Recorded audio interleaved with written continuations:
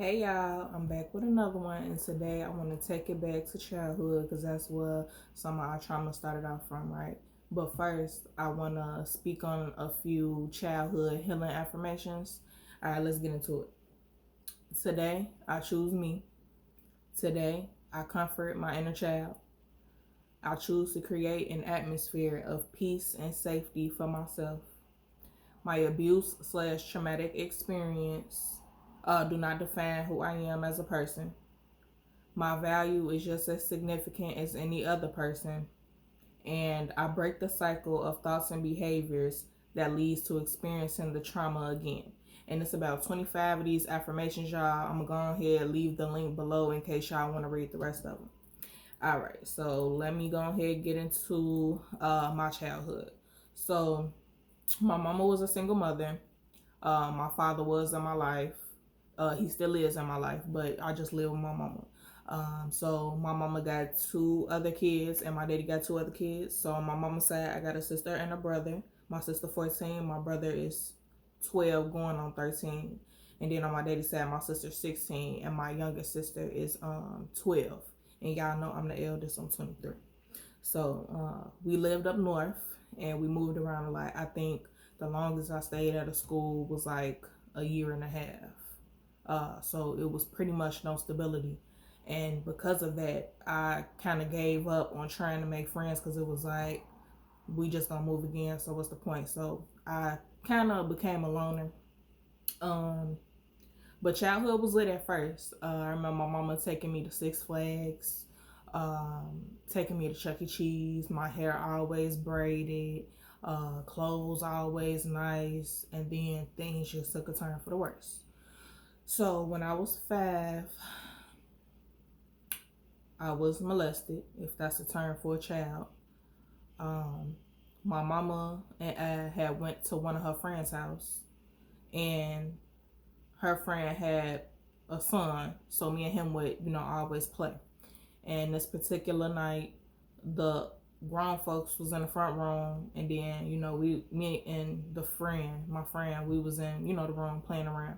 And then I just remember this guy coming in, and he had this black coat on, and yeah, I just remember him picking me up, throwing me in the closet, and you know, y'all know the rest. So I don't really want to go into detail, but if you all do want to speak on it with me, we could just do it privately, in a message or something like that. Um, but yeah, that happened to me at 5, and then when I was 6, I had accidentally boo-booed on myself. Accidents happen. We still kids, right? I didn't make it to the bathroom in time, and my mama was drunk, so she was asleep, and I needed her help, so I woke her up, and she had me take all my clothes off, and then she beat the shit out of me with a belt. Just kept on beating me. It was welts all on my legs. I remember getting in the shower, my nose was bleeding. I'm just crying and crying. I couldn't do nothing because I'm so small and she's so big over me. So that was very traumatic as well. And I think those two events alone, it struck some type of short-term memory in me, because let me give you an example. Let's say my stepmama, right? Because my daddy married. She'll ask me, do I know such and such? And I'll be like, nah, I don't know who that is. Man, I probably met these people when I was 7 years old. And I think our memory starts when we're about 3, when we remember things. So I don't be lying when I say I don't know these people. I really don't. And I think it's because of those events. Now, it's nothing wrong with me, It's just, like I said, that trauma, it messed me up. But I'm definitely working on it now. I think I've gotten better. I'm just a work in progress. All right, so I remember changing my mom into her pajamas. She'll come in from being outside, drunk, whatever, having her good time. Changing her pajamas sometimes. No, I ain't even gonna put her business out there like that. But my grandma, I had a conversation with my grandma as well. God rest my grandma's soul. But my grandma remember doing that too. So, um, yep. So my mom, she was very demeaning and degrading towards me. Y'all see, I got a gap. So she would make little rabbit faces like towards me. I remember her asking me, like, are you dumb? Are you stupid? A lot of the black parents be doing that towards us. But it was to the extent where I really started questioning myself, like, damn, am I goofy? Am I dumb? Am I slow? When no, like, that's not what it is at all. I used to be able to sing very high notes, whatever the highest level is. I think soprano, I don't know. That was me. And I used to sing my heart out, always singing. And I was always told to shut up. So then that just made me shut down. And because of these things, my confidence was stripped from me. I think my mama thought that was power and control, like demeaning me and making me feel bad about myself. Like it gave her some type of power. That's what it boiled down to, when that's not what it was at all. That was really hurting your own child. So when my sibling was born, this is on my daddy's side because she come after me. I really started feeling like an outcast, and I don't necessarily think that it was because my mom and daddy was making me feel like an outcast. I believe it was more so like, okay, now more room has to be made for these babies, so let me fall back. You get what I'm saying? So I no longer feel like I belonged in either household, my mama's household or my daddy household. I was in choir. I had the opportunity to go sing across the country. That's what my what's the dude? The teacher. I don't know the correct term, but that's what he wanted me to do. So I remember asking my mama, and she was asking my grandma, okay, what should I let her do? And I just remember saying, I don't even want to do it. And that's because I had a lack of confidence, self-esteem. I was shy on top of that. But I feel like if they would have like enforced it, not forced me to do it, but like helped me build my confidence and believe in myself, then I think I would have been something great. But I don't even trip over it because everything is in God's time. And so that just, it wasn't meant at the end of the day. I remember that I remember being isolated, so I never could really go outside and play like a kid. I couldn't go out with my friends, go to the park, ride the bike, whatever the case was. And I think that was just my mama trying to protect me. Mind you, I had never told her about, what I had went through with the molestation. So she just thinking she protected me from the world. Now, when I was 10 or 11, we lived in a household of a dozen people. It was about 4 babies, and then the rest, adults. 4 babies, myself, so that's 5 people, and the rest was adults. And that household was literally chaos. When I say everybody was physically fighting one another, everybody was literally fighting one another. I done seen my grandma and grandpa put hands. I done seen my auntie and uncle put hands. I done seen my mama and her boyfriend put hands, which is my sibling's daddy. I don't know if they was married at that point, but my sibling's daddy, they was putting hands on each other. I done seen my uncle and my other uncle put hands. It was just chaotic, and it was just like I was surrounded by a bunch of demons.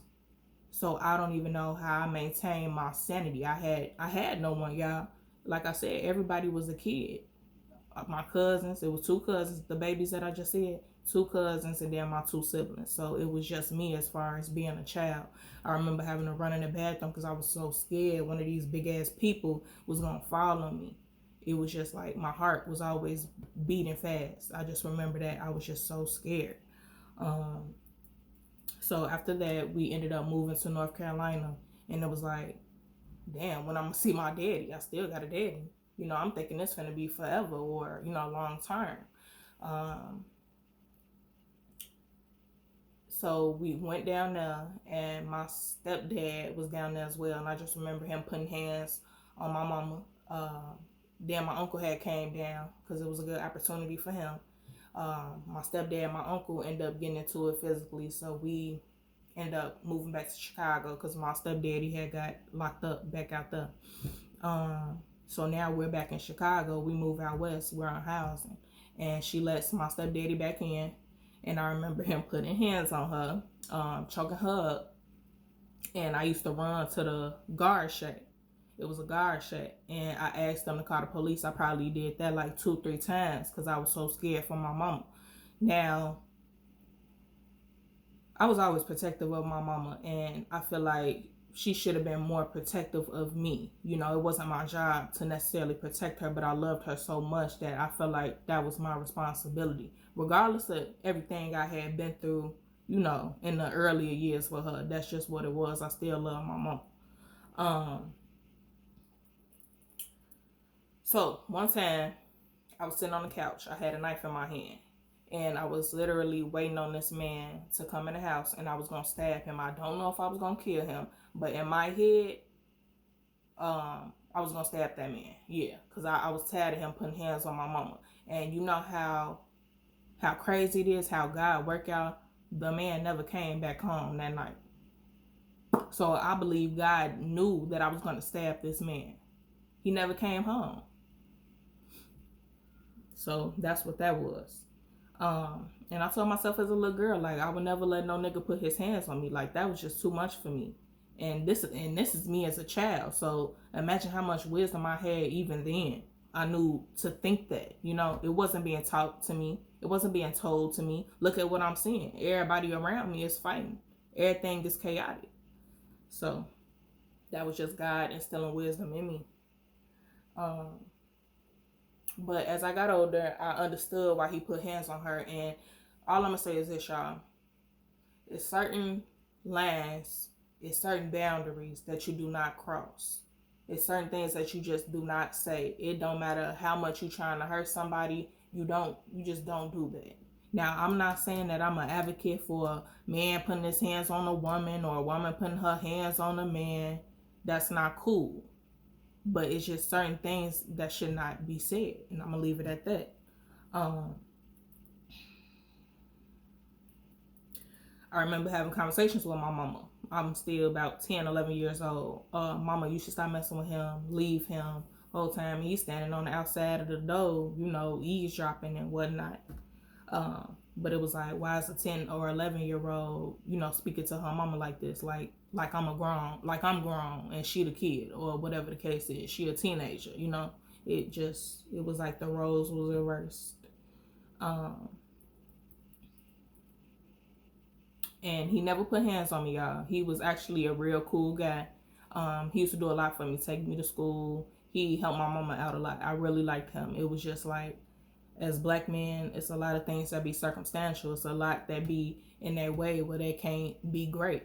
So I think that was just the case. And, you know, this is still my sibling's daddy. You know, I don't want nothing bad to happen to him, but it was just, they weren't a match for one another. That's what it boiled down to.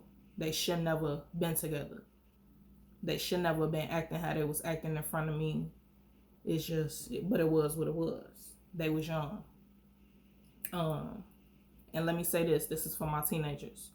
If y'all get into a relationship and you get into it, don't sit up there and put your hands on that female. Don't sit up there and put your hands on that male. Because just because you grew up in a household like that, that's all you seen. You know in your heart that that's not right. You know that that's not how you're supposed to move. You know that that is wrong in God's eyes. So what you do, you get your ass up and you walk outside. You get you some else something, or walk in the other room, whatever the case is. Or go back home if you're a teenager or a young adult, whatever the case may be. Just move around. Give each other some space. But you know better than to put hands on one another. It don't even gotta get as low as calling each other out each other's name. It's not that deep. Just give each other space. See, we don't know how to do that because we so used to dysfunction, but that's not where it's at. Now, me and my friend Tatiana, we done had multiple conversations about this. What she done seen in her household growing up, what I done seen in my household growing up. And we understood the roles that these people played and where they went wrong. So this is my advice to y'all. And reach out to me again if you need to. We could have a conversation about anything, and I'm going to give you my best advice possible. Moving on. I remember sleeping on hard mattresses, futons, fold-up beds. I think I only had my own room one time in my life, and that's when we was out west, when we was on housing, and that was only for the summertime.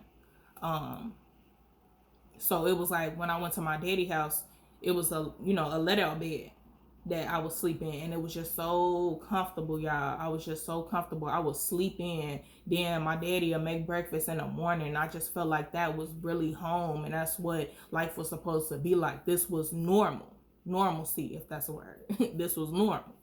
Um, I remember my hair being bogus. My clothes ended up being bogus. Now I don't went from looking good, mom keeping me fresh, to now, girl, what's going on with your head? It was a lot. I remember I used to ask my mom a lot of questions, because when you're young, it's a lot that you don't know, right? We're new to this world, so you gotta be taught. So I would just ask her a lot of questions, and she always told me, "Oh, go figure it out, or go ask Google." So I think that's one of the reasons why I depend solely on myself, because it's like, if I can't even ask my own mama for help, then come on now, can't nobody help me. Um, and that's not a good tactic. That's not a good tactic to use, but I'm working on that. I'm a work in progress. That's just another thing that I gotta heal from and get out of the bad habit of. Okay, so as I got older, um, I just remember feeling unloved.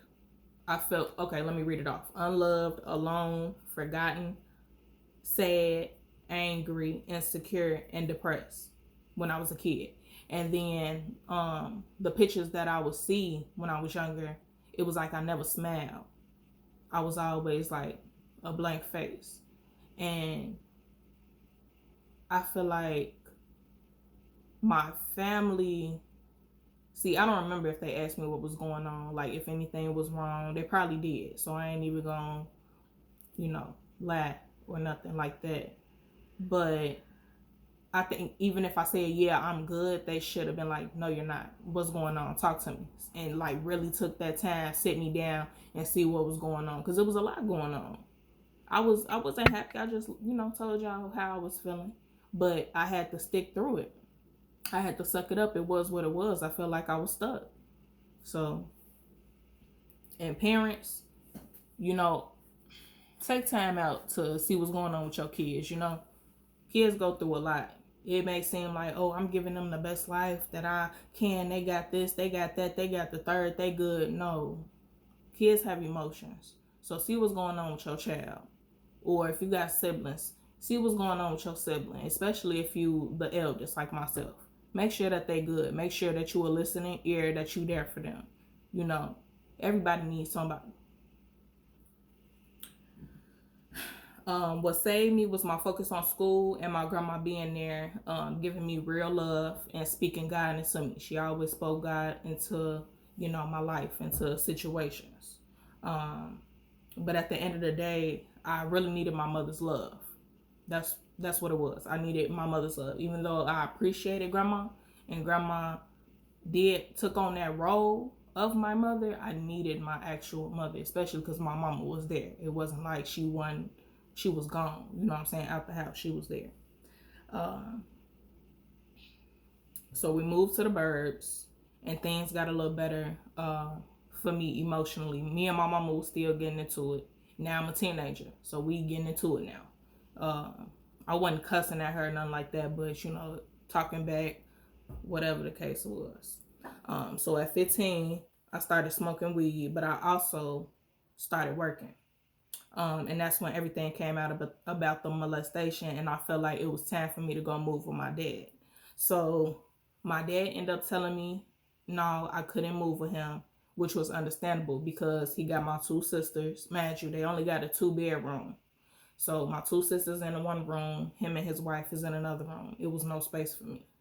So I got to bring myself along with my clothes and whatever else I own. It just wasn't enough space. So my mama used that against him, talking about, son, you see your daddy don't want you. He won't even let you move in. And for a second, I believed it, but I had to tell myself, like, nah, she just trying to hurt me. That's not what it was. I know what it is. I know what it really is. So that just was what it was. So at 17, I got accepted into Clark Atlanta University. And I was so excited. I was so excited I could get up out of Illinois, experience something different. I didn't want to be nowhere near that state. I wanted to go out of town. I wanted to be at a HBCU, baby. I done made it, right? So my mama, she didn't even congratulate me. I didn't get a congratulations. I didn't get a I'm proud of you, daughter. Nothing. So okay, cool. But my dad, he did, because I didn't have no grant. Well, I had that little FAFSA, which is like a FAD-K grant that's from the government. But this was a $40,000 school. And my dad, he was really finna get a loan in order for me to go there. But I'm like, nah, I don't even want to put you in that situation, because what about the other 3 years? So what's that? 4 times 4? That's $160K for 4 years. No, we're not gonna do that. So I ended up just settling, going to community college. I took me a semester off, and I went to community after that semester. So at 18, this is juicy, y'all. At 18, I was fed up. So I decided to take my power back. Now let me tell you the situation. So we was moving out of housing into, these nice complexes. And I think I had just went to school the day before, and I think I worked the day before. Either way it went, I don't know if I was working 2 jobs, because I've been working 2 jobs and going to school on and off from 18 to what, 20? Not even. I started working 2 jobs when I was 16, 2 part-times and going to school. So from 16 to 20, I was on and off working 2 jobs and going to school. But this particular time when I'm 18, I don't remember if I was working 2 jobs or not. But I was tired from the day before, and the day of, we was moving. And I just remember my mama waking me up, and she was real disrespectful with how she woke me up. And I just blew my top, y'all. I blew my top. At this point, she all type of bitches, dumb bitches, goofy bitches, dummies, just anything I could say. Mother effers. I tried not to get too disrespectful, but I was fed up, y'all. It's only look at what I done been through all these years up until 18. It was time. Don't do what I do. I'm sorry. I didn't mean to say it like that. It was time. Don't do what I do, y'all. That ain't right. That ain't the right way to go about it. But I was fed up. You understand what I'm saying? So she's talking about her ankle hurts. And I'm like, I don't give a F about your ankle. Get this S together. It's time to move. You want everybody else to do your job. No, get your A up and take this S downstairs. So then I'm packing up my stuff. My uncle telling me to calm down. I'm screaming at the top of my lungs. Man, I still got to go to school in a couple hours. So I leave, go to school, do the class. I come back. She's still trying to get into it with me. So we still getting into it. So now we moving the stuff to the new place. I don't know what happened to my uncle at that point. Now I done took all my stuff out the U-Haul, took it upstairs. My uncle calls me because he moving in the same complex at the same time as my mama. Erin, can you go get the keys for me? No problem, cool. So she asked me where I'm going. I tell her. She get on the phone, call him, talking about what you got, Erin, going to get your key for. Trying to get into it with him. Man, my uncle works. He's a truck driver and he's on the road with it. So you sitting up here arguing with him for what? Making him almost get into an accident, you know what I'm saying, and lose his life over some BS. So I got into it with her over that. You dumb mother effer, why is you sitting up here calling him, arguing with him, and he's risking his life on the road? Cause you mad cause I'm helping him? Doing something that take a second? So at that point, I took all my stuff from upstairs, threw it in my car, and I left everything else in the U-Haul for her to take upstairs on her own. I left my little siblings behind, and I hate that. I hate that they had to experience that. Like, I was not a good role model at all, but I was so fed up, y'all. It was no other way. So I put my stuff back in my car. Grandma, can I come over? And my grandma let me live with her. Grandma let me live with her. I was with her for 14 months, to be exact. Now, she's in a senior citizen building, so I'm not even supposed to be in there. I'm legally living there. But my grandma, she tried to go by the rules, play by the rule book. But of course, she not gonna let her granddaughter leave me out in the cold. And I really had nowhere else to go. If I didn't have my grandma, I wouldn't have had nowhere to go. I didn't feel like I could call my daddy, my aunties, uncles, none of that. Or I either didn't want to live with them because it was going to be even worse. So if I didn't have my grandma, I wouldn't have had nobody. So I was thankful for that. But yeah, so I took care of my siblings from the age of 10, because that's when I was taking care of my sister on my mama's side. From 10, because my mama didn't have nobody. I think she ended up leaving my siblings' daddy at that point. And grandma, I don't know what grandma had going on, because she would usually watch the kids too, but it was just me. So from 10 to 18, I'm watching my siblings. I'm pretty much taking on my mama's job. I'm making sure they do their homework. I'm making sure they get in the shower before they go to bed, brush their teeth, making sure they got time to play, before they go to bed, making sure that they're on a set bedtime, making sure that they eat. I'm cooking, I'm cleaning, I'm doing all this. What a mama's supposed to do, trying to help my mama. All she got to do is come in the house from work, and she got food. She got food there, and got the ability to just go to sleep. She ain't got to do nothing else. Yet she still finds something to complain about. That was crazy to me, and I was tired. So for 8 years, I'm helping her. I gotta rearrange my schedule. If I want to work, I gotta rearrange it around her life, when really she's supposed to arrange her life around her kids. So I was tired today, y'all.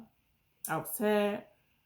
Gave her 8 years of that, and it was over with. I'm grown now, so now I'm finna do what I want to do. So that's what it was. Let me see.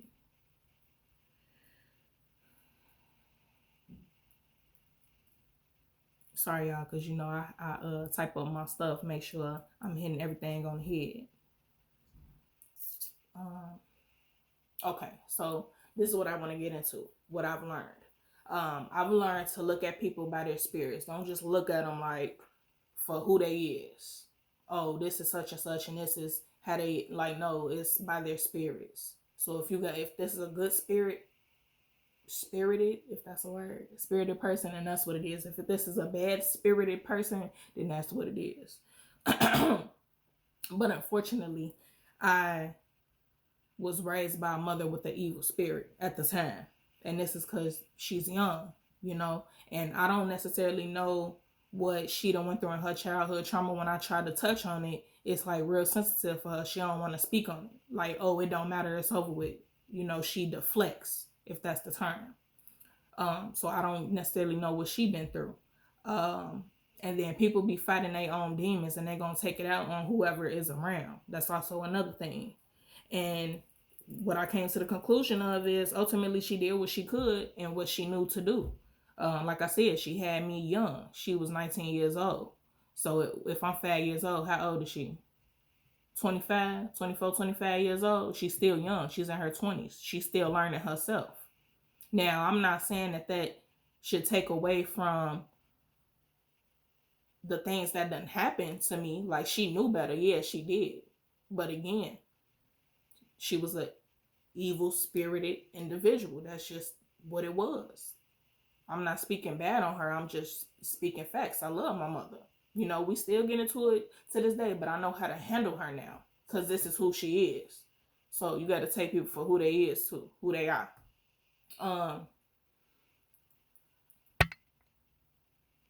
And regardless of lack of, it was still clothes on my back, food on the table, shoes on my feet, roof over my head. She was always a hard worker. My father too. They were always hard workers. So that's what they taught me. That's what I've seen as well. That's the positive of it. And maybe her actions prepare me for the real world. We do need good and bad. How I want to say it. We need good and bad to balance out our life, if that makes sense, because that's balance, right? And as for my dad, I felt like I should have been raised by him. It was just more it was more love, I would say, as far as actions. It was more normalcy. and it was a stable environment. That's what it was. But things happen how they happen. So I thank God for the situation how it was anyway. But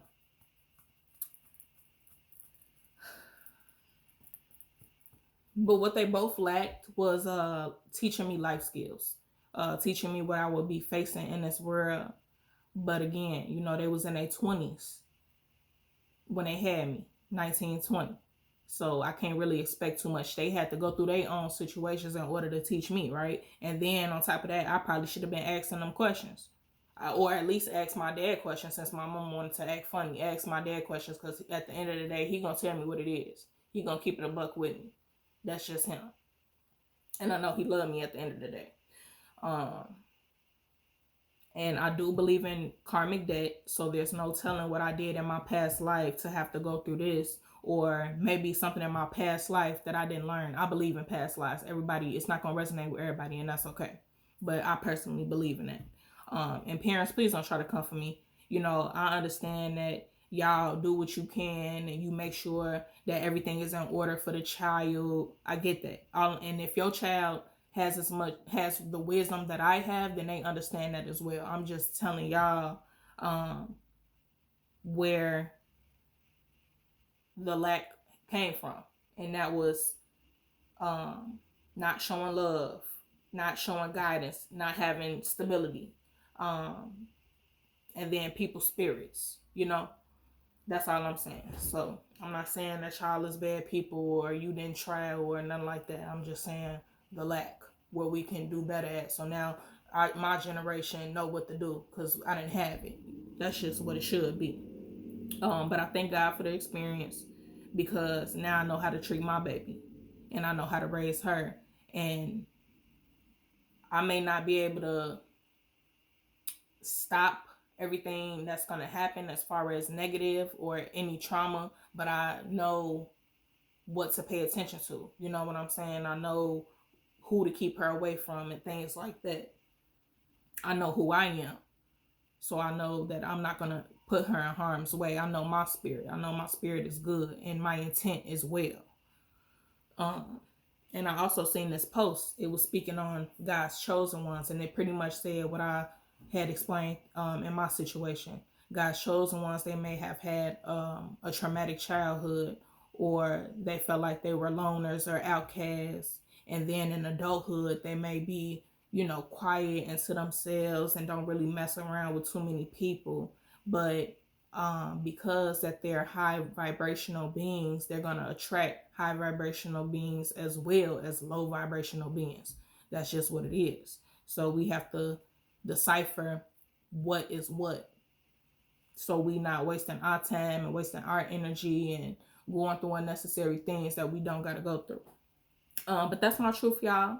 And if you need any advice or a listening ear, I'm always here. I'm going to leave my info down below. What else I want to tell y'all? I think that's it. I want y'all to have a beautiful night. And remember that God is waiting on you. You're the only one playing. All right, y'all.